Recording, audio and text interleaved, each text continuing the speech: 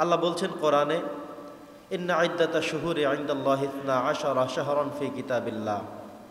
আল্লাহ তাআলা সূরাতু আত-তাওবার 36 নম্বর আয়াতের মধ্যে বছরে যে 12টি মাস আল্লাহ বলছেন এটা আমি নির্ধারণ করে দিয়েছি। ইংরেজির হিসেব করে আমরা পাই 365 দিন, কিন্তু আরবের হিসেবে সেখান থেকে 10 দিন কম 355 দিনের বছর হয়ে যায়।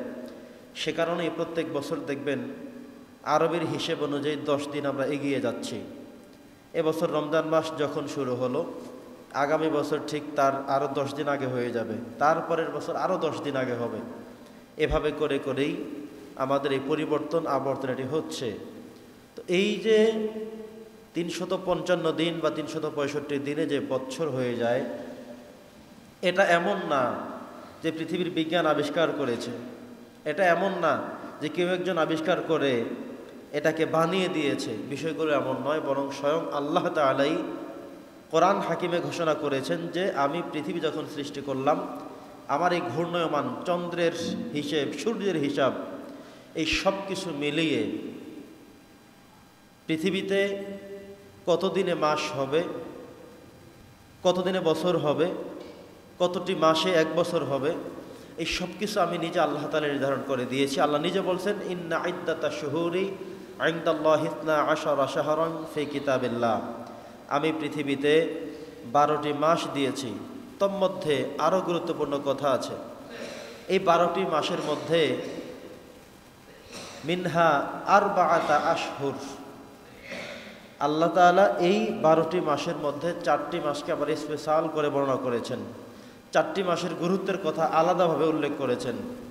তন্মধ্যে এই যে মাস যেটি চলছে, মুহররম মাস, এটি পবিত্র আশুরার মাস, এটি আরবি বছরের প্রথম মাস। আল্লাহ তাআলা এই মাসকে অন্যভাবে গুরুত্বের সাথে উপস্থাপন করে বলেছেন যে 4টি মাস গুরুত্বময়। সেই 4টি মাসের মধ্যে অন্যতম গুরুত্বপূর্ণ একটি মাস হলো মুহররম, যেই মাসের মধ্যে আমরা এখন আবর্তিত হয়ে আছি, যেই মাস এখন আমাদের চলছে। প্রিয় উপস্থিতি, নবী করিম সাল্লাল্লাহু আলাইহি সাল্লাম যখন মক্কা ছেড়ে হিজরত করে মদিনায় চলে যান, তিনি সেখানে গিয়ে দেখতে পেলেন যে ইয়াহুদিরা আশুরার 10ম তারিখে একটি রোজা তারা পালন করছে। নবী করিম সাল্লাল্লাহু আলাইহি ওয়াসাল্লাম তাদের থেকে জানতে চাইলেন, কিসের রোজা? এই যে আশুরার 10ম দিবস, মুহররমের 10ম তারিখ, আশুরার দিন, এই দিনে তোমরা যে রোজা রাখছো, এই রোজাটি কিসের রোজা? তখন তারা প্রকাশ করল, উল্লেখ করল, বলল যে আল্লাহ সুবহানাহু ওয়া তাআলা এই আশুরার দিনে মুহররমের 10ম তারিখে হযরতে মূসা আলাইহিস সালামকে মুক্ত করে ফেরাউনকে দরিয়ার মধ্যে নিমজ্জিত করে, ফেরাউনকে সলিল সমাধি করে তাকে দুনিয়া থেকে বিদায় গ্রহণ করিয়েছেন। আর মূসা আলাইহিস সালামকে তার কওমের মানুষ সহ আনজাল্লাহু মূসা আলাইহিস সালাম ওয়া কওমাহু ওয়া গররাকা ফিরআউনা ওয়া কওমাহু, মূসা আলাইহিস সালামকে মুক্তি দিয়েছেন, সে কারণে আমাদের কৃতজ্ঞতা। একই সাথে এটাও কৃতজ্ঞতা যে ফেরাউন মূসা নবীর বিরোধিতা করেছিল, ফেরাউন মূসা নবীর ক্ষতি করেছিল, অতএব ফেরাউনকে আল্লাহ তাআলা এই দিনে ধ্বংস করেছেন, এটা একটা কৃতজ্ঞতার বিষয়। আর এই দিনে মূসা নবীকে তার কওমের মানুষ সহজে মুক্ত করে দিয়েছেন, স্বাধীন করে দিয়েছেন, এটাও একটি কৃতজ্ঞতার বিষয়। এই সমস্ত কারণে আমরা এই দিবসে স্পেশাল করে রোজা রেখে থাকি। পড়েন না সুবহানাল্লাহ। বন্ধুগণ আমার, নবী করিম সাল্লাল্লাহু আলাইহি সাল্লাম সাহাবায়ে কেরামদেরকে উদ্দেশ্য করে এই কথা তিনি উল্লেখ করলেন, বললেন যে নবী করিম সাল্লাল্লাহু আলাইহি ওয়াসাল্লাম বলেছেন যে মূসা আলাইহিস সালামের মুক্তির কারণে যদি ইহুদিরা রোজা রাখতে পারে, কৃতজ্ঞতা প্রকাশ করতে পারে, শুকরিয়া জ্ঞাপন করতে পারে, তাহলে আমি নবী কিংবা তোমরা আমার সাহাবী, তোমরা মূসা নবীর জায়গায় আরও বেশি অগ্রাধিকার রাখি। আগামী বছর থেকে আমরাও রোজা রাখবো, তবে শুধু একটা না, 2টা রাখবো। হয় 10ম তারিখের সাথে আগের দিন একটি 9 তারিখ মিলিয়ে 10 তারিখ 2টা, অথবা 10 তারিখের সাথে পরের দিন আরেকটা 2টা রোজা রাখবো। কারণ নাহনু আহাক্কু, আমরা হলাম আরো বেশি হকদার, আরো বেশি অধিকারী। পড়েন সুবহানাল্লাহ। আল্লাহ তাআলা এই দিনকে এত বেশি পবিত্রময় করেছেন, ইতিহাস অনেকগুলো বিষয়কে সাক্ষ্য দেয়। এই পৃথিবী আল্লাহ তাআলা যখন সৃষ্টি করেছেন, অধিকাংশ মতামত হলো এটা যে সেই দিনটি ছিল আশুরার, এই মুহররম মাসের 10ম তারিখ, যেটাকে আশুরা বলা হয়, এই দিনই করা হয়েছে। আল্লাহ তাআলা আদম আলাইহিস সালামকে সৃষ্টি করেছিলেন এই দিনটিতেই। এভাবে করে করে অগণিত কথা রয়েছে, তন্মধ্যে সুন্নাহ দ্বারা প্রমাণিত যেগুলো আমরা সেটাকে হাইলাইটস করে বলবো। বাকি কথাগুলো আমরা আপনাদের সামনে, কিছু ইসরায়েলি বর্ণনা আছে সেখান থেকে আমরা সেই কথাগুলো আপনাদেরকে শোনাবো।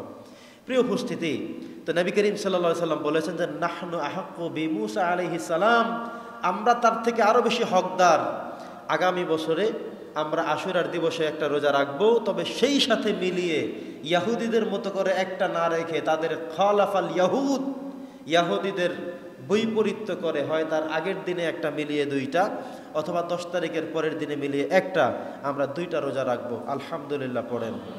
নবী করিম সাল্লাল্লাহু আলাইহি সাল্লাম বলেছেন এই পৃথিবীর একেবারে শুরু থেকেই আদম আলাইহিস সালাম থেকে শুরু করে নবী মুহাম্মদ মুস্তাফা সাল্লাল্লাহু আলাইহি ওয়াসাল্লাম পর্যন্ত যত নবী কিংবা রাসূল এসেছেন, যত উম্মত এসেছে চলে গিয়েছে, প্রত্যেকের সময়ই কোনো না কোনো রোজা ফরজ ছিল। নবীজির পূর্বে যারা ছিল তাদের জন্য আশুরার এই দিনটি, অর্থাৎ মুহররমের 10ম তারিখ, এটি তাদের জন্য ফরজ রোজা হিসেবে স্বীকৃত ছিল। তারা এই দিনে রোজা রাখতেন। তো আদম আলাইহিস সালাম থেকে শুরু করে নবী পর্যন্ত এতে বিশাল একটি লংলি সময়।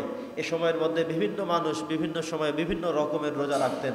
কিন্তু নবী করিম সাল্লাল্লাহু আলাইহি সাল্লাম আসার পরে আল্লাহ তাআলা আয়াত নাজিল করে জানিয়ে দিলেন, আপনার জন্য রোজা একটা দুইটা না, কারণ আল্লাহ তাআলা যখন পৃথিবী সৃষ্টি করলেন তখনই 12টি মাস দিয়েছেন, একটা মাসের নাম হলো রমাদান।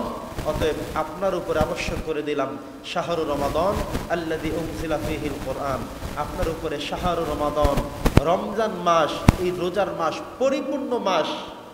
এই মাসের মধ্যে পুরো 29 কিংবা 30 দিন চন্দ্রমাসের সম্পূর্ণটাই রোজা দিয়ে ভরপুর করে দিলাম। পুরো 1 মাস রোজা রাখতে হবে। সুবহানাল্লাহ পড়েন। তো নবীজির পূর্বে যে সমস্ত রোজাগুলো ফরজ ছিল, তন্মধ্যে আশুরার রোজা ছিল একটি গুরুত্বপূর্ণ।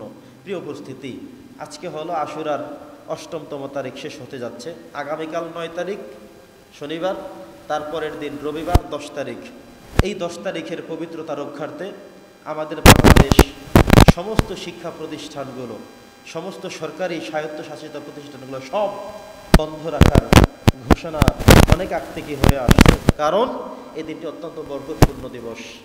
এদিনে একটি সময় রোজা ফরজ ছিল।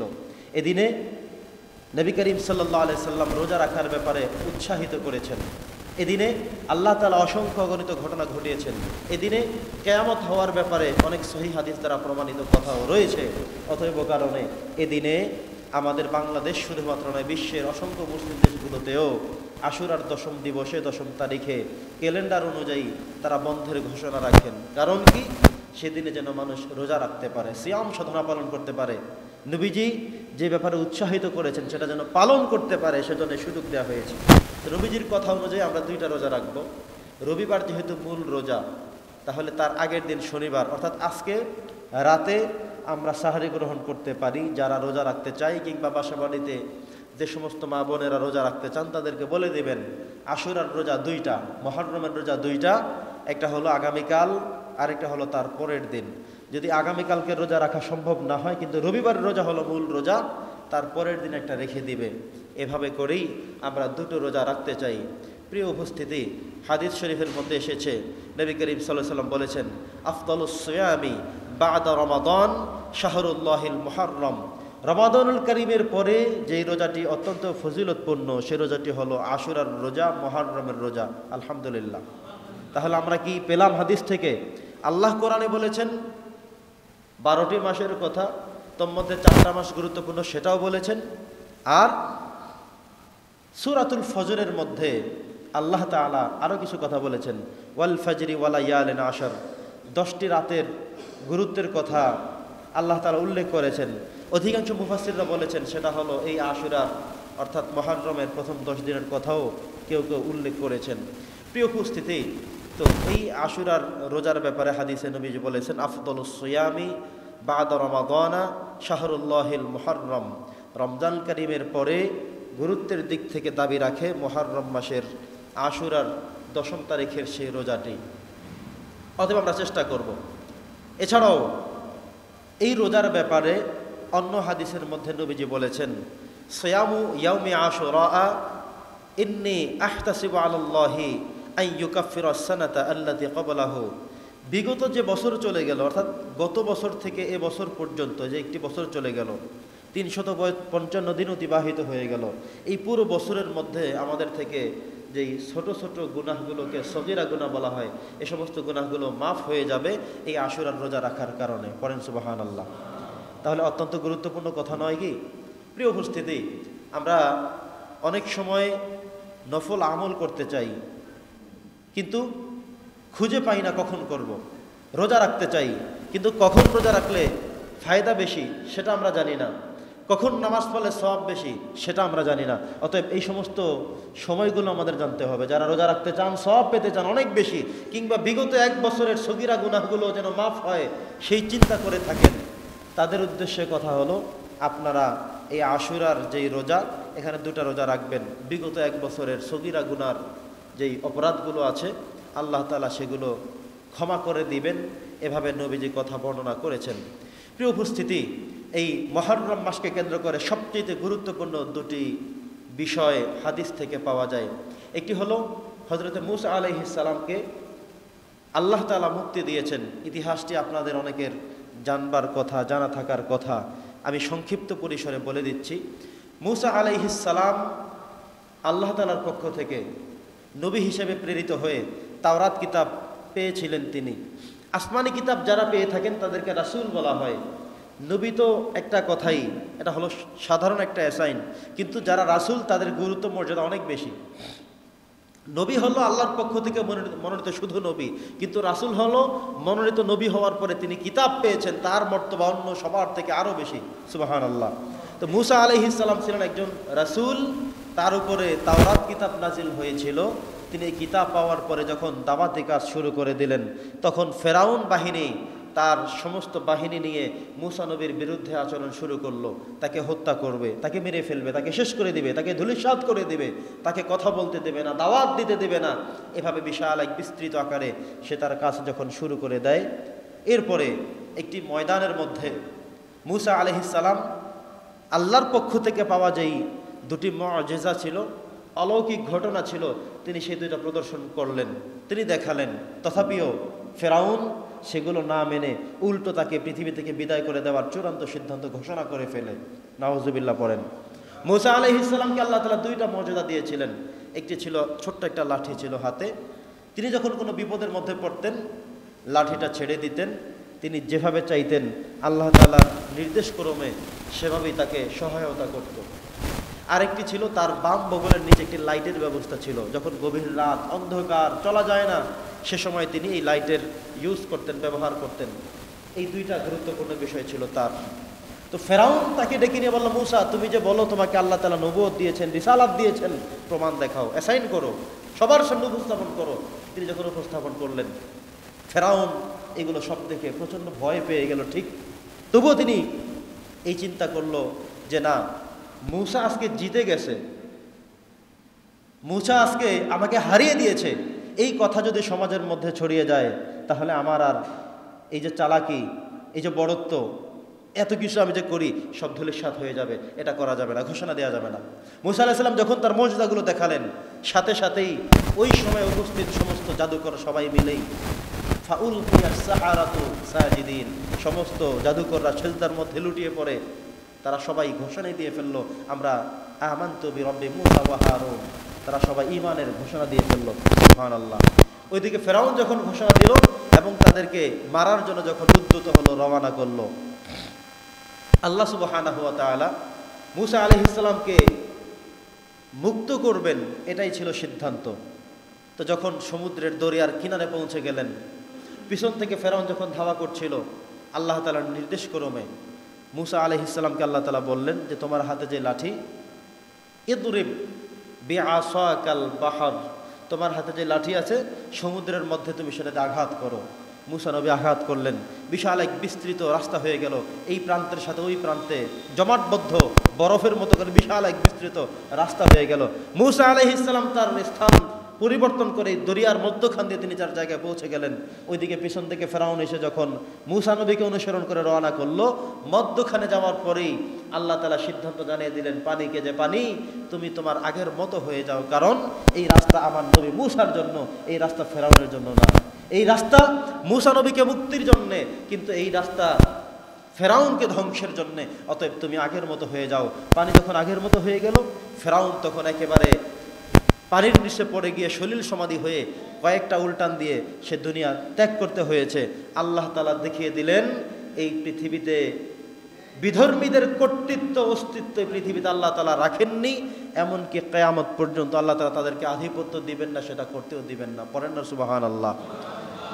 এবার মূসা আলাইহিস সালাম যখন মুক্তি পেয়ে ও প্রান্তে চলে গেলেন, সেদিন থেকে শুরু করে ইয়াহুদি যারা মূসা নবীর অনুসারী যারা, তাদেরকে ইয়াহুদি বলা হয়। সে সময় থেকে ইয়াহুদিরা সেই দিনের পরের বছর থেকে শুরু করে, যেই দিনই মুহররম মাসের 10ম তারিখ পবিত্র আশুরার দিবস চলে আসতো, তখন থেকেই তারা প্রত্যেক বছরে শুকরিয়া হিসেবে তারা রোজা রাখা শুরু করে দিয়েছে। সুবহানাল্লাহ, রোজা রাখা শুরু করে দিয়েছে। প্রত্যেক বছর আশুরা চলে আসে, তারা রোজা রাখে। নবীজি যখন হিজরত করে মাদিনায় চলে গেলেন, তিনি দেখলেন যে তারা রোজা রাখে। সাহাবায়ে কেরামদের থেকে জানতে চাইলেন কি হয়েছে, কিসের রোজা? তারা জবাব দিল যে আনজাল্লাহু মূসা আলাইহিস সালাম ওয়া কওমাহু, আল্লাহ তাআলা মূসা নবী এবং তার কওমকে বাঁচিয়ে দিয়েছেন, মুক্তি দিয়েছেন, এজন্য শুকরিয়া। আরেকটা হলো ওয়া গররাকা ফিরআউন ওয়া কওমাহু, ফিরআউন এবং তার কওমের সবাইকে আল্লাহ তাআলা সলিল সমাধি করে পৃথিবীকে নিশ্চিহ্ন করে দিয়েছেন। এই দুইটা কারণে আমরা আশুরার দিবসে রোজা রেখে থাকি। নবীজি বললেন আগামী বছর থেকে তোমরা তো রাখো একটা, কিন্তু আমরা রাখবো দুইটা। সুবহানাল্লাহ পড়েন। আপনাদেরকে একদিন শুনিয়েছিলাম কিয়ামতের দিন সমস্ত নবী রাসূলরা তাদের দায়িত্ব পালন করেছিল কিনা, এমন একটি পরিবেশ তৈরি হবে। নবীরা বলবেন দায়িত্ব পালন করেছে, কিন্তু তার কওমের মানুষেরা যারা তাকে মানেনি, তারা বলবে না দায়িত্ব পালন করেনি। কি আশ্চর্যজনক কথা! কিন্তু আমরা এমন করব না। মুহাম্মদুর রাসূলুল্লাহ সাল্লাল্লাহু আলাইহি সাল্লামের অনুসারী আমরা যারা, আমরা এমন সেদিন মিথ্যা কথা বলবো না, এমন কোনো কথা হাদিসে আসে নাই। বলবে না আগের নবী রাসূলদের সবের উম্মতের কথা। মূসা নবী বলবেন আমি দাওয়াত প্রদান করেছি, উম্মতরা বলবে যে না তিনি দাওয়াত প্রদান আমাদেরকে করেনি। নূহ আলাইহিস সালাম বলবেন আমি দাওয়াত দিয়েছি, উম্মতরা বলবে দাওয়াত দেয়নি। তখন আল্লাহ তাআলা বনি আদমকে, আমাদেরকে ডাকবেন, উম্মতে মুহাম্মাদীকে ডাকবেন, ডেকে বলবেন ঠিক আছে তাহলে তোমরা বলো। সেদিন আমরা বলবো যে হ্যাঁ আমরা জানি, আমরা বেশি হকদার, আমরা জেনেছি। কিভাবে জেনেছো? আমরা কোরআন পড়ে পড়ে জেনেছি। নবীরা দাওয়াত দিয়েছে, অনুসারীরা দাওয়াত প্রত্যাখ্যান করেছে। কোথা থেকে জেনেছি আমরা? কোরআন থেকে, ইতিহাস থেকে আমরা সব জেনেছি। আমরা সেদিন তাদের ব্যাপারে সাক্ষ্য দেব। সুবহানাল্লাহ। তো নবীজি বলেছেন যে মূসা নবীর মুক্তির কারণে তার উম্মতরা যদি একটা রোজা রাখতে পারে, তাহলে আমার উম্মতরা একটা নয়, তারা দুটা করে রোজা রাখবে। পড়েন সুবহানাল্লাহ। প্রিয় উপস্থিতি, আমরা দুইটা রোজা রাখবার চেষ্টা করবো। এটি ছিল ইতিহাসের সবচেয়ে বৃহৎ একটি ঘটনা। দ্বিতীয় ঘটনা আশুরাকে কেন্দ্র করে, যেটি হলো ইমাম হোসাইন রাদিয়াল্লাহু তাআলা আনহু কারবালার প্রান্তরে পুরো পরিবার সহ শহীদ হয়েছিলেন। অত্যন্ত হৃদয় বিদারক মর্মাহত একটি ঘটনা, যেটি মুহররম মাস আসলেই আমাদেরকে মনে করিয়ে দেয়। মুহররম মাসের ঐতিহাসিক যে ঘটনাগুলো, তোর মধ্যে সবচেয়ে গুরুত্বপূর্ণ ঘটনা হলো এটা। অত্যন্ত সংক্ষিপ্ত পরিসরে আমরা বিষয়টি উপস্থাপন করতে চাই। প্রিয় উপস্থিতি, নবী করিম সাল্লাল্লাহু আলাইহি সাল্লাম ইন্তেকাল করার পরে, ওফাত গ্রহণ করার পরে, নবী করিম সাল্লাল্লাহু আলাইহি সাল্লামের ওই দিকে ইরাকের রাষ্ট্রপ্রধান ছিল, গভর্নর ছিল নবী করিম সাল্লাল্লাহু আলাইহি সাল্লামের একজন সাহাবী হযরতে মুআবিয়া রাদিয়াল্লাহু তাআলা আনহু। নবী করিম সাল্লাল্লাহু আলাইহি সাল্লামের সময় তিনি পরিপূর্ণভাবে দায়িত্ব পালন করেছেন। একটি বিষয় আপনাদেরকে মনে রাখতে হবে, খেলাফত এটার সংজ্ঞা হলো যিনি উপযুক্ত তিনি দায়িত্ব পালন করবেন, কিন্তু তিনি চলে যাওয়ার পরে তার সন্তান, তার ছেলে, তার মেয়ে, পরিবারতন্ত্র, এটার নাম খেলাফত নয়। নবীজি যখন ইন্তেকাল করেছেন, একটু মনে করে দেখবেন, নবীজির দাফন করা হয়নি, 2 থেকে 3 দিন পর্যন্ত রেখে দেওয়া হয়েছে। আগে খেলাফত ঠিক করতে হবে, দাফন করা হবে পরে। আগে নির্ধারণ করা ওনাকে কবরে রাখার পর কে দেশ চালাবে, কে শাসন করবে, কে সমগ্র পৃথিবী পরিচালনা করবে। এরপরে আবু বকর রাদিয়াল্লাহু তাআলা আনহুকে খেলাফত দেওয়া হলো। পরেন সুবহানাল্লাহ। নবীজি যাওয়ার আগে ইঙ্গিত দেওয়া হয়েছে ওনাকে করা হবে, অথচ আবু বকর রাদিয়াল্লাহু তাআলা আনহু নবীজির ফ্যামিলির কেউ না, ভাই না, সন্তান না, তাকেই করা হলো। কেন? তিনি আমলের দিক থেকে উপযুক্ততা রাখেন। আবু বকর রাদিয়াল্লাহু তাআলা আনহু ইন্তেকালের পরে হযরতে ওমর ইবনুল খাত্তাব রাদিয়াল্লাহু তাআলা আনহুকে খেলাফত দেওয়া হলো, কারণ তিনি উপযুক্ততার নিরিখে তিনি অগ্রাধিকার রাখেন, তাকে দেয়া হলো। এমন করা হয়নি যে আবু বকরের সন্তান আজ তাকে দেওয়া হবে না। এখানে পরিবারতন্ত্র চলবে না, এখানে এমনভাবে চালাতে হবে, এমনভাবে এটা নিরীক্ষা করতে হবে যেন পরিবারতন্ত্রের হিসাবটা নয়, বরং যিনি উপযুক্ত তিনি যে কেউ হতে পারেন, তিনি দায়িত্ব গ্রহণ করবেন। সুবহানাল্লাহ। এটা হলো খেলাফতের সিস্টেম। খেলাফতের আলোচ্য বিষয়ের মূল মধ্য বিষয় হলো এটা। ওমর রাদিয়াল্লাহু তাআলা আনহু ইন্তেকাল করার পরে ওসমান রাদিয়াল্লাহু খেলাফত গ্রহণ করেছেন, ওনার পরে আলী রাদিয়াল্লাহু খেলাফত করেছেন, তারপরে ওমর ইবনে আব্দুল আজিজ খেলাফত গ্রহণ করেছেন। এভাবে খেলাফতের বিস্তৃতি, কিন্তু বাবা হয়েছে, সন্তান হয়েছে, এই ধারাবাহিকতায় নয়। প্রিয় উপস্থিতি, একটু বাংলাদেশের দিকে লক্ষ্য করে দেখেন তো। আমাদের বিএনপির ভাইয়েরা যারা রয়েছেন, লক্ষ্য করে দেখবেন, শহীদ প্রেসিডেন্ট জিয়াউর রহমান হাল ধরেছিল বিএনপির। ওনার শাহাদাতের পরে তার ফ্যামিলি থেকে তার স্ত্রী আবার হাল ধরেছেন, বেগম খালেদা জিয়া। এরপরে উনি এখন প্রচণ্ড পরিমাণে অসুস্থ। সবার ভিতরে একটাই স্বপ্ন, ওনার যেহেতু অসুস্থ বা তিনি তার অ্যাবসেন্সে, তার এগেনিস্টে দায়িত্ব পালন করবেন তারেক রহমান। তার মানে হলো আমাদের মধ্যে এমন একটা টেন্ডেন্সি যে পরিবারের ওনারাই আসবেন। চলেন আওয়ামী লীগের কথা। বঙ্গবন্ধু শেখ মুজিবুর রহমান তিনি দায়িত্বে ছিলেন, তার শাহাদাতের পরে, ইন্তেকালের পরে দায়িত্ব নিয়েছেন শেখ হাসিনা। এরপরে তার পরবর্তীতে দায়িত্ব নিবেন আমরা সবাই চিন্তা করে রেখেছি। বাস্তবতা এটাই দেখবেন, মানে এভাবেই মূলত তাদের ধারাবাহিকতা, যে তারপরে তার ছেলে জয় হাল ধরবে, তার পরবর্তী জেনারেশন, এই চিন্তা টেন্ডেন্সি। এটাই হলো আমাদের দেশের গণতন্ত্রের সিস্টেম। কিন্তু ইসলামের সিস্টেমটা কি এমন ছিল? লক্ষ্য করে দেখেন তো, এমন ছিল কি না? নবী করিম সাল্লাল্লাহু আলাইহি সাল্লাম ইন্তেকাল করার পরে ওসিয়ত করেননি তার ফ্যামিলির কারো কথা। হযরত আবু বকর সিদ্দিক রাদিয়াল্লাহু তাআলা তিনি যোগ্যতার বলে খেলাফত পেয়েছেন ওমর রাদিয়াল্লাহু, পেয়েছেন ওসমান রাদিয়াল্লাহু, পেয়েছেন আলী রাদিয়াল্লাহু তাআলা আনহু। এভাবেই তো যেটা বলছিলাম, হযরতে মুআবিয়া রাদিয়াল্লাহু তাআলা আনহু ইরাকের গভর্নর ছিল, বাদশা ছিল, প্রধান ছিল। তিনি ইন্তেকাল করার পরে সিস্টেম অনুযায়ী, খেলাফতের সিস্টেম যিনি উপযুক্ততা রাখেন তিনি তারপরে দায়িত্ব গ্রহণ করবেন। কিন্তু মুআবিয়া রাদিয়াল্লাহু তাআলা আনহু ইন্তেকাল করার পরে তার পুত্র ইয়াজিদ তিনি বললেন যে ক্ষমতার অধিকারী আমি। অথচ নবীজির জীবদ্দশায় নবীজির কোনো সুন্নাহ তিনি পালন করেননি। নবী করিম সাল্লাল্লাহু আলাইহি সাল্লামের রেখে যাওয়া যে আদর্শগুলো, এগুলো তার মধ্যে ছিল না।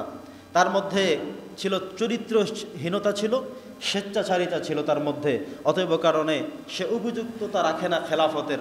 হযরতে মুআবিয়া ইন্তেকাল করার পরে তার সন্তান ইয়াজিদ তিনি ক্ষমতা বা খেলাফত পাওয়ার উপযুক্ত রাখে না। তারপরে খেলাফতের উপযুক্ত একজন মানুষ ছিল, তিনি হলেন নবী করিম সাল্লাল্লাহু আলাইহি সাল্লামের নাতি ইমাম হোসেন রাদিয়াল্লাহু তাআলা আনহু। তো দেখা গেল জোরপূর্বক বশত হযরতে মুআবিয়া ইন্তেকাল করার পরে সেই চেয়ারে ইয়াজিদ বসে গেল এবং সে তার বাবার এগেনিস্টে কাজ করবে বলে ঘোষণা দিল। ওইদিকে সমস্ত মানুষ জানে খেলাফত তো এটা না, তুমি তো উপযুক্ততা না, তোমার উপযুক্ততা তোমার নেই, রাখো না, অতএব তোমার এই সমস্ত কথা আমরা শুনতে রাজি না। তারা সবাই আমন্ত্রণ জানালো যে না, আমরা শুধুমাত্র একজনকে মানি খেলাফতের সিস্টেমে, সেটা হলো হযরতে হোসেন রাদিয়াল্লাহু তাআলা আনহু। সবাই চিঠি পাঠালো। চিঠি যেতে যেতে ইতিহাস সাক্ষ্য দেয় প্রায় 12,000-এর মতো চিঠি গিয়ে মক্কাতুল মুকাররমে পৌঁছে গেল। তাকে ইনভাইট করা হলো, আমন্ত্রণ করা হলো, আসুন আপনি ক্ষমতা গ্রহণ করুন। কারণ ইয়াজিদ যেভাবে তার কর্মকাণ্ড শুরু করে দিয়েছে, এই দেশকে সে আর স্বাভাবিকভাবে রাখবে না, সব অন্যায় এবং অসৎ কাজ দিয়ে সব ভরে ফেলেছে। তো সর্বোপরি হযরতে ইমাম হোসেন রাদিয়াল্লাহু তাআলা আনহু মক্কা থেকে বিদায় নিয়ে পুরো পরিবারের 72 জন সদস্যকে নিয়ে রওনা করলো কোথায়? ইরাকের। ইমাম হোসেন রাদিয়াল্লাহু তাআলা আনহু বললেন, এটাই আমার নানাজান বলে গিয়েছেন যে এমন একটি স্থানে আমরা আবর্তিত হব, আমাদের আর কিচ্ছু করার নাই, সম্ভবত আমরা ফ্যামিলি সহ এখানেই সত্য মিথ্যার লড়াইয়ে আমাদেরকে জীবন দিতে হবে, এটাই হয়তো আমাদের শেষ গন্তব্য, এরপরে হয়তো আমাদের যাওয়ার আর সুযোগ নেই। ওইদিকে ইয়াজিদ বাহিনীর তারা সবাই মিলে প্রায় 30,000 সৈন্য দিয়ে পুরো ফোরাত নদী অবরুদ্ধ করে রেখেছে, যাতে করে ওনারা কেউ পানি পান করতে না পারে। নবী করিম সাল্লাল্লাহু আলাইহি ওয়াসাল্লামের এই ফ্যামিলির সদস্যরা প্রায় 72 জন ফ্যামিলির সদস্য, আত্মীয় স্বজন সহ তারা মক্কা থেকে চিরস্থায়ীভাবে বিদায় নিয়ে যখন রওনা করলেন, ওখানে আর কেউ নেই বংশের। এখানে আসার পরে তারা সবাই যত পানি ছিল সব পানি শেষ। ইমাম হোসেন রাদিয়াল্লাহু তাআলা আনহুর ছোট্ট একজন ছেলে, নাম ছিল আলী আসগর। দুধের শিশু বাচ্চা, কিছু সময় পরে মায়ের বুক থেকে দুধ শুকিয়ে গেল, পানি শেষ, খাবার শেষ। প্রত্যেকটি মানুষ তাদের জিহ্বা, তাদের জিহবা, তাদের অনুভূতি শক্তি সব হারিয়ে ফেলছে, কিচ্ছু করার নেই। অবশেষে তারা যুদ্ধ শুরু করলো, কারণ ওইদিকে ইয়াজিদ বাহিনীর ঘোষণা হলো কাউকে ফোরাত নদীর দিকে যেতে দেওয়া হবে না, কাউকে পানি দেওয়া হবে না, পানি বিহনে, পানি না দিয়ে, পানি না খাওয়িয়ে তাদের সবাইকে হত্যা করা হবে, শেষ করে দেওয়া হবে। আর চতুর্দিকে ঘেরাও করে ফেললো। অবশেষে শুরু হয়ে গেল এই বিশাল এক হার জিতের লড়াই, ইমানের লড়াই, সত্য এবং মিথ্যার মাঝে লড়াই। ইমাম হোসেন রাদিয়াল্লাহু তাআলা আনহু সত্যের পক্ষে থাকতে গিয়ে লড়াই শুরু করলেন। অবশেষে তার ফ্যামিলির সবাই যখন শেষ হয়ে গেল, ইমাম হোসেন রাদিয়াল্লাহু তাআলা আনহু সিদ্ধান্ত নিলেন যে আর তো বসে থাকার সুযোগ নেই। সর্বশেষ তিনি নিজেও নেমে গেলেন, অসংখ্য ইয়াজিদ বাহিনীকে, কাফেরদেরকে নিধন করে অবশেষে তিনিও শাহাদাতের আমিও পেয়ালা পান করলেন। ইন্না লিল্লাহি ওয়া ইন্না ইলাইহি রাজিউন। সম্মানিত উপস্থিতি, ইমাম হোসেন রাদিয়াল্লাহু তাআলা আনহুর সেই হৃদয় বিদারক ইতিহাসটুকু আমাদের কারো কারো কাছে মনে হতে পারে তিনি ক্ষমতার জন্য গিয়েছেন, কিন্তু ইসলামের কথা এটা না, ক্ষমতার জন্য নয়, বরং সেখানে খেলাফতের দায়িত্ব হিসেবে ওনার উপরে সেই দায়িত্বটা আসে। উনি সেই উপযুক্ততা রাখেন, তাকে সেই দায়িত্ব গ্রহণ করতে হবে। তিনি যদি গ্রহণ না করে থাকেন তাহলে তিনিও আসামি হবেন। দেখবেন কখনো কখনো এমন হয়, আমাদের সমাজে যেটা হচ্ছে, আপনার চোখের সামনে একজন অপরাধ করেছে, আপনি ভয়ে কিছুই বললেন না, সাক্ষ্যই দিলেন না, গেলেনও না, অথচ আপনি নিজে দাঁড়িয়ে দাঁড়িয়ে সব দেখেছেন কোনটা সত্য কোনটা মিথ্যা, কিন্তু আপনি যেটাকে রাইট দেখলেন সেটাকে এখন মিথ্যা বানিয়ে তাকে ফাঁসানো হচ্ছে, মামলা দেয়া হচ্ছে, জেলে তাকে খাটানো হচ্ছে। আপনি দেখেছেন কিন্তু আপনি কিছুই বলেন না। এটা নয়, বরং ইমাম হোসেন রাদিয়াল্লাহু তাআলা আনহুর এই জীবনের বিনিময়টা আমাদেরকে শিক্ষা দেয়, সত্য ও ন্যায়ের শিক্ষা। সত্য এবং মিথ্যার যেই বিষয়, এই শিক্ষাটা উনি দিয়ে গিয়েছেন যে না, কখনোই মিথ্যার কাছে, কখনোই কাফেরদের কাছে আমাদেরকে নত হওয়া যাবে না। প্রয়োজনে জীবন দিতে হবে, শহীদ হতে হবে, তবুও মিথ্যার কাছে কখনোই নত হওয়া যাবে না, নিজের শিরকে কখনোই নত করা যাবে না। এই সিদ্ধান্তে তিনি অটল থেকেছেন। প্রিয় সুধী, সর্বশেষ মর্মান্তিক ঘটনা আরও, ইমাম হোসেন রাদিয়াল্লাহু তাআলা আনহুকে তীর এবং বর্ষার বল্লমের আঘাতে দুনিয়া থেকে শেষ করে দেওয়ার পরেও তাদের যে আক্ষেপ, কষ্ট, এটা মেটেনি। অবশেষে ইমাম হোসেন রাদিয়াল্লাহু তাআলা আনহু একেবারে এই যে শির গর্দান জবাই করে দুই খণ্ডিত করলো, দ্বিখণ্ডিত করে এই মাথা মোবারক নিয়ে যাওয়া হলো সেই সীমার। এই কাজগুলো করে ইয়াজিদ বাহিনীর কাছে নিয়ে গিয়ে সেখানে এই চেহারা মোবারক, যে চেহারার মধ্যে নবীজির চুমু লেগেছিল, যে চেহারার মধ্যে নবীজির সুরত আকৃতি লেগেছিল, অধিকাংশ সাহাবায়ে কেরাম কেঁদে কেঁদে বলেছেন নবী করিম সাল্লাল্লাহু আলাইহি ওয়াসাল্লামের চেহারা সম্পূর্ণটা ফুটেছিল ইমাম হোসেন রাদিয়াল্লাহু তাআলার চেহারার মধ্যে। সুবহানাল্লাহ। কারণ দেখবেন বংশের মধ্যে বাবার মতো তার ছেলের চেহারা হয়, নানার মতো চেহারা হয়, দাদার মতো চেহারা হয়, বলে যে এটা তো নানার মতো চেহারা হয়েছে, ও তো তার দাদুর মতো হয়েছে, ও তো তার বাবার মতো হয়েছে, বলি না আমরা? ঠিক এভাবেই ইমাম হোসেন রাদিয়াল্লাহু তাআলা আনহু নবীজির আকৃতি পেয়েছিলেন। সবাই তাকে আলাদাভাবে সম্মান করতেন, কিন্তু এই চেহারাটাকে দ্বিখণ্ডিত করে, এমনকি লাঠি দিয়ে আঘাত করে করে তার নাকের মধ্যে, কানের মধ্যে বারবার আঘাত করছে। সে সময়ে হযরতে আনাস রাদিয়াল্লাহু তাআলা আনহু ৯৬ বছর বয়স একজন বৃদ্ধ মানুষ, তিনি বললেন, কেঁদে দিলেন, হাউমাউ করে কেঁদে দিলেন যে আমার রাসূলের চুমু লেগেছিল যেই চেহারার মধ্যে, সেই চেহারাকে তোমরা দুই টুকরা করে ক্ষান্ত হওনি, আবার লাঠি দিয়ে খোঁজাচ্ছ, আমি কোনোভাবেই সহ্য করতে পারলাম না। এটা বলে তিনি যখন হাউমাউ করে কেঁদে দিলেন, ইয়াজিদ বাহিনী তাকে এমন জোরে আঘাত করেছে, ধাক্কা দিয়েছে, তিনি মনে হয় সর্বোচ্চ ৯ দিন অসুস্থ থেকে তিনিও দুনিয়া থেকে বিদায় হয়ে চলে গিয়েছেন। সম্মানিত উপস্থিতি, এই কারবালার প্রান্তর ইতিহাস আমাদের হৃদয়কে কাঁদায়। আপনি যদি মন থেকে, হৃদয় দিয়ে এই কারবালার ইতিহাসটুকু একটু পড়েন, দেখেন, দেখবেন যে সত্য মিথ্যার লড়াইটা কেমন। আজকে তো আমরা নিজের সামান্য স্বার্থের কারণে মিথ্যা বলতে কুণ্ঠাবোধ করি না, সামান্য স্বার্থের কারণে বেঁচে যাওয়ার চিন্তা করে আমি সত্যকে লুকায়িত করে ফেলি। অথচ ইমাম হোসেন রাদিয়াল্লাহু তাআলা জানলেন যে আমার ফুল পরিবার সহ শহীদ হতে হবে, শেষ হয়ে যেতে হবে, তবুও বিদায় নিয়ে তিনি মক্কা থেকে রওনা করলেন। সেখানে গিয়ে পুরো পরিবারের সবাই মিলে শহীদ হতে হয়েছে। তবে তিনি একটি কাজ করতে পারতেন। ইয়াজিদ প্রস্তাব পাঠিয়েছে যে সে যদি আমার নেতৃত্ব মেনে নেয়, আমি যা করব এটা যদি তিনি মেনে নেয় তাহলে আমি কিচ্ছু করব না, আর যদি আমার নেতৃত্ব মানতে না চায় তাহলে আমি তাদের কাউকে বেঁচে থাকতে দেব না। ঠিক ইমাম হোসেন রাদিয়াল্লাহু তাআলা আনহু বললেন, তার নেতৃত্ব মেনে নেওয়ার সুযোগ আমাদের নাই। প্রিয় উপস্থিতি, কারবালার প্রান্তর ইতিহাস আমাদেরকে এটাই শিক্ষা দেয়। দেখবেন মানুষ যখন জুলুম করতে করতে করতে করতে সর্বোচ্চ সীমানায় পৌঁছে যায়, আর মাজলুম যখন তাদের চোখের আর্তনাদ পানিগুলো ঝাড়তে থাকে, ঠিক তখন মানুষ না পারলেও আল্লাহ কিছু অলৌকিকত্ব করে আল্লাহ তাআলা পৃথিবীর মানুষকে দেখিয়ে দেন। সুবহানাল্লাহ। গত বছরের এই যে এই সময়ে জুলাই বিপ্লবের কথা অবশ্যই তো আপনাদের মনে আছে না? আমাদের আওয়ামী লীগের স্বৈর শাসন পুরো বাংলাদেশকে গ্রাস করে রেখেছিল। কত বছর পর্যন্ত, দীর্ঘ 16-17 বছর আটকে রেখেছিল। মানুষ তাদের অধিকার ফিরে পাচ্ছিল না, কান্নাকাটি করেছে, অসংখ্য মানুষ জীবন দিয়েছে। মানুষের আর্তনাদ সর্বশেষ হয়তো এমন হয়েছে আল্লাহ তাআলা নিজের কুদরতের সিদ্ধান্তের মধ্য দিয়েই এই স্বৈর শাসন থেকে আমাদেরকে মুক্ত করেছেন, আলহামদুলিল্লাহ। সম্মানিত উপস্থিতি, সত্য মিথ্যার লড়াই এটাই লড়াই। অতএব এটা আমাদেরকে বুকে ধারণ করতে হবে। কাউকে অন্যায় করতে দেওয়া যাবে না, অন্যায়কে প্রশ্রয় দেওয়া যাবে না, মিথ্যাকে কখনো ঢেকে রাখা যাবে না, সত্যকে কখনোই ধামাচাপা দিয়ে রাখা যাবে না। মিথ্যা প্রকাশিত হবে, সত্য প্রকাশিত হবে। এই পৃথিবী আল্লাহ তাআলা কিয়ামত পর্যন্ত কোনো মানুষের ওসিলা এভাবে করেই টিকিয়ে রাখবেন। সম্মানিত উপস্থিতি, আশুরার এই দিবসটি একদিক থেকে অত্যন্ত মর্মাহত একটি দিবস। আপনাদের চোখ বুলালে দেখবেন যে আজকে তো হলো জুমাবার, আগামীকাল শনিবার 9 তারিখ, রবিবার 10 তারিখ হলো আশুরার দিবস, যেদিন সরকারিভাবে সকল প্রতিষ্ঠান, সরকারি সকল কিছু বন্ধ থাকবে। সেদিন দেখবেন বিশেষ করে চট্টগ্রাম সহ বিভিন্ন জায়গায় এই যে কারবালার সেই প্রান্তের ঘটনাকে, ইতিহাসকে সামনে এনে তারা হাই হোসাইন করে করে তারা রাস্তার মধ্যে তারা বিশাল বিস্তৃত আকারে তারা দেখবেন যে শোডাউন করে, মিছিল করে, এমনকি অনেকে ছুরি দিয়ে, বিভিন্ন অস্ত্র দিয়ে নিজের পিঠের মধ্যে, হাতের মধ্যে আঘাত করে করে রক্তাক্ত হবে। দেখেছেন আপনারা? এগুলো সম্পূর্ণ ইসলামে নিষিদ্ধ করা হয়েছে। সেই দিন ইমাম হোসেন রাদিয়াল্লাহু তাআলার ইতিহাস স্মরণ করে করে আপনি সিদ্ধান্ত নিতে পারেন যে আমি আজকে থেকে সিদ্ধান্ত নিলাম, আমার নবী করিম সাল্লাল্লাহু আলাইহি ওয়াসাল্লামের আদরের দৈহিত্র ইমাম হোসেন রাদিয়াল্লাহু তাআলা আনহু সত্যের পক্ষে থাকার জন্য জীবন দিয়েছেন, আমি আমার জীবনে কখনো মিথ্যার কাছে নিজেকে নত করে দেব না। এমন সিদ্ধান্তটি গ্রহণ করতে পারেন। কিন্তু আপনি মর্সিয়া করবেন, রাস্তায় রাস্তায় শোডাউন দেবেন, অস্ত্র দিয়ে নিজের আঘাত করে করে রক্তাক্ত করে বুঝাবেন ইমাম হোসাইনরা সেদিন শাহাদাত হয়েছিল, আমি আজকে মরে যাব, আজকে আমিও রক্তাক্ত হব।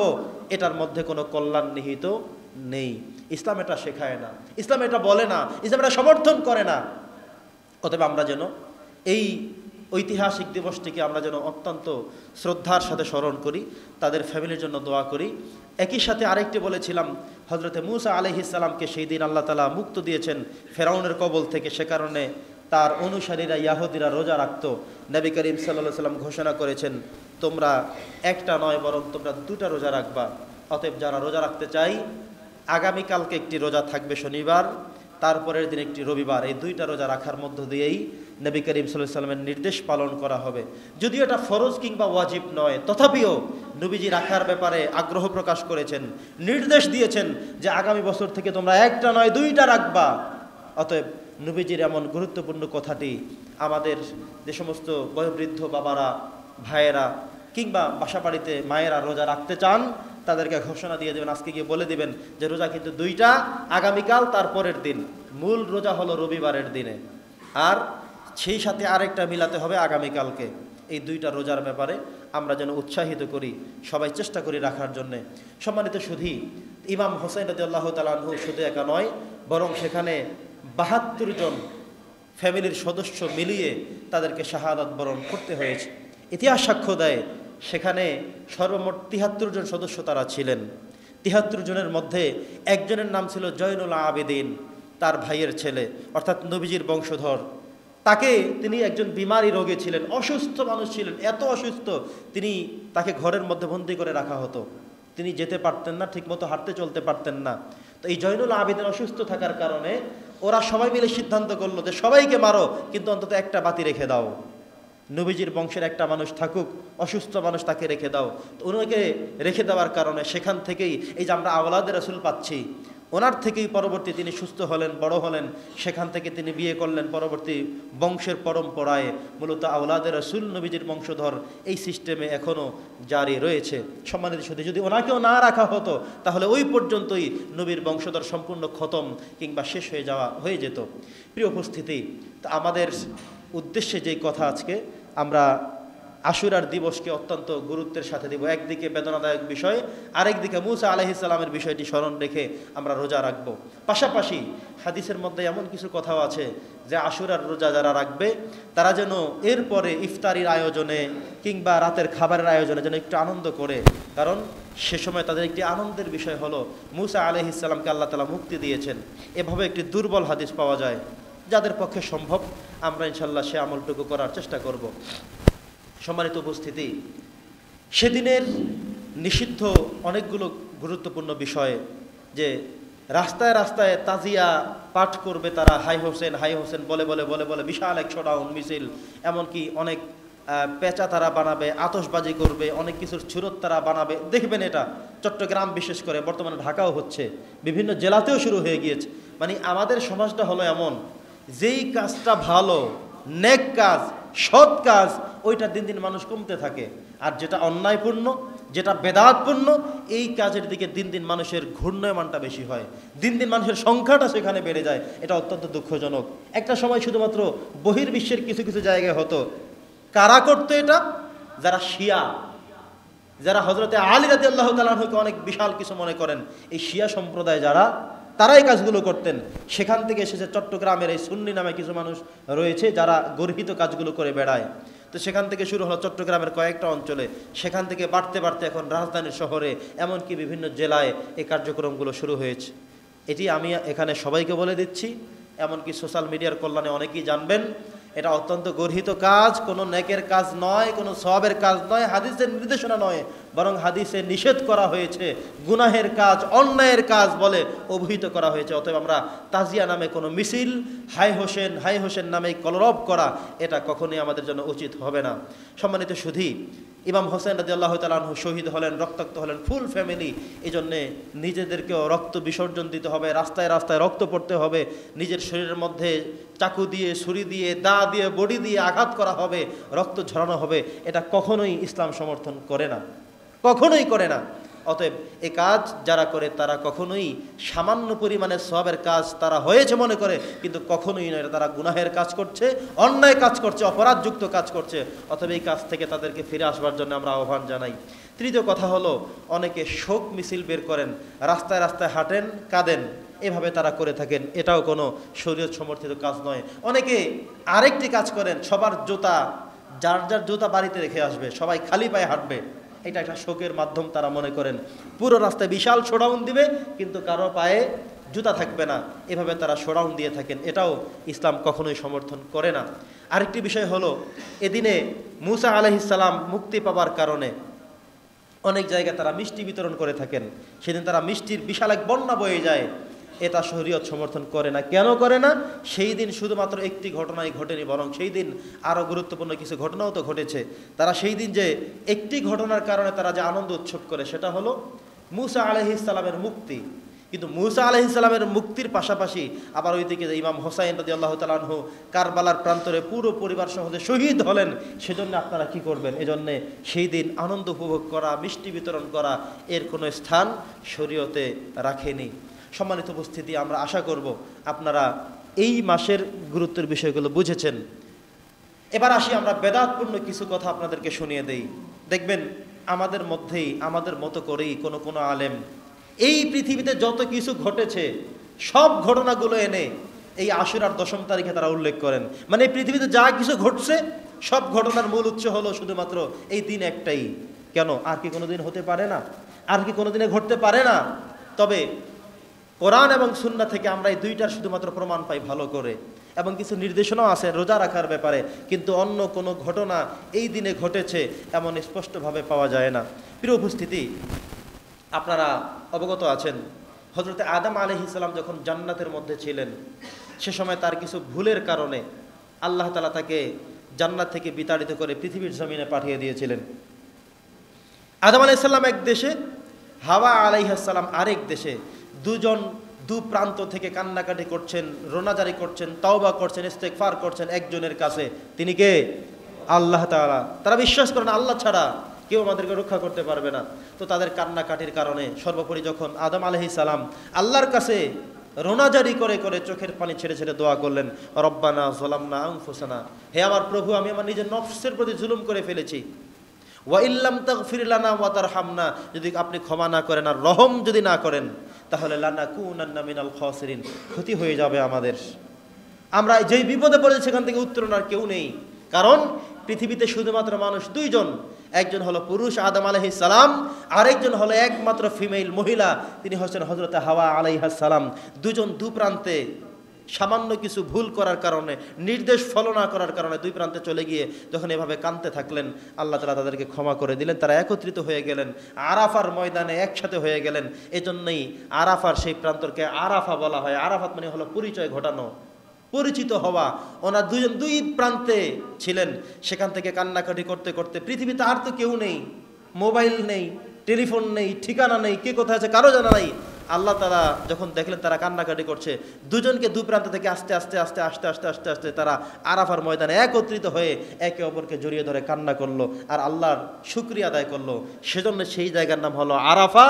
আরাফা অর্থ হলো যেখানে মিলিত হলো, পরিচয় ঘটলো, একত্রিত হলো, এমন একটি জায়গা। পড়েন সুবহানাল্লাহ। তো ঐতিহাসিকগণ বলেন যে আদম আলাইহিস সালামের তওবা যেদিন কবুল হয়েছিল, একত্রিত হয়েছিল ওনারা দুজনে যেদিন, সেদিন ছিল আশুরার 10ম তারিখ। কিন্তু এটা কোনো সহিহ হাদিসের সূত্র দ্বারা প্রমাণিত নহে। দ্বিতীয় কথা হলো, হযরতে নূহ আলাইহিস সালাম, তার সময়ের কাফেররা যখন তাকে মানল না আল্লাহ তাআলার সিদ্ধান্ত ক্রমে, সে সময় আল্লাহ তাআলা বিশাল এক বন্যা দিয়ে দিলেন। সমস্ত মানুষকে তিনি মেরে ফেলার সিদ্ধান্ত করলেন। আর নূহ আলাইহিস সালামকে যারা শুধুমাত্র মানলেন, তাদেরকে বাঁচাবার সিদ্ধান্ত আল্লাহ তাআলা নিয়ে একটি নৌকা বানানোর সিদ্ধান্ত আল্লাহ তাআলা দিয়ে দিলেন। নূহ আলাইহিস সালাম নৌকা কিভাবে বানাবে তিনি জানতেন না। এই পৃথিবীতে প্রথম নৌকা আবিষ্কার করেছিল, তৈরি করেছিল একজন নবী, তিনি আর কেউ না, তিনি হচ্ছেন হযরতে নূহ আলাইহিস সালাম। তিনি প্রথমেই আবিষ্কার করে দেখালেন যে পানির মধ্যেও, পানির উপরেও একটি ব্যবস্থাপনা দিয়ে মানুষ ভেসে ভেসে যেতে পারে, মানুষ চলতে পারে, মানুষ বাস করতে পারে। এটা পৃথিবীর ইতিহাসে প্রথম তিনি শিখালেন। সুবহানাল্লাহ। তো তিনি যখন নৌকা আবিষ্কার করলেন, তৈরি করলেন, ওই কাফেরগুলো আরও বেশি বেশি হাসলো যে নূহ, তুমি আমাদেরকে পানির কথা বললে, এখন আবার নৌকা তৈরি করছো, আমাদেরকে পাগল ভাবছো নাকি, তুমি নিজেই পাগল। এভাবে করে করে হাসছিল। যখন বন্যা শুরু হয়ে গেল, তারা দেখলো সব সত্য কথা, কিন্তু রক্ষা পাওয়ার আর সুযোগ নেই। তো উনি দীর্ঘ 40 দিন পর্যন্ত নৌকার উপরে অবতরণ করেছিলেন। 40 দিন পরে আল্লাহ তাআলা যখন সিদ্ধান্ত চূড়ান্ত হয়ে গেল যে নূহ আলাইহিস সালামের নৌকার উপরে যে সমস্ত প্রাণীগুলো ছিল, যে সমস্ত মানুষরা ছিল, এরা ছাড়া বাকি পৃথিবীর সমস্ত প্রাণীগুলো মারা গেছে, এই সিদ্ধান্তে যখন আল্লাহ তাআলা উপনীত হলেন, এই সিদ্ধান্ত যখন চূড়ান্ত হয়ে গেল, ঠিক সে সময় আল্লাহ তাআলা আস্তে আস্তে করে পানিগুলো সব, জমিনকে বলা হলো, জমিন তুমি তোমার পানিগুলো গিলে ফেলো। জমিন আস্তে করে পানিগুলো গিলে ফেললেন। সুবহানাল্লাহ।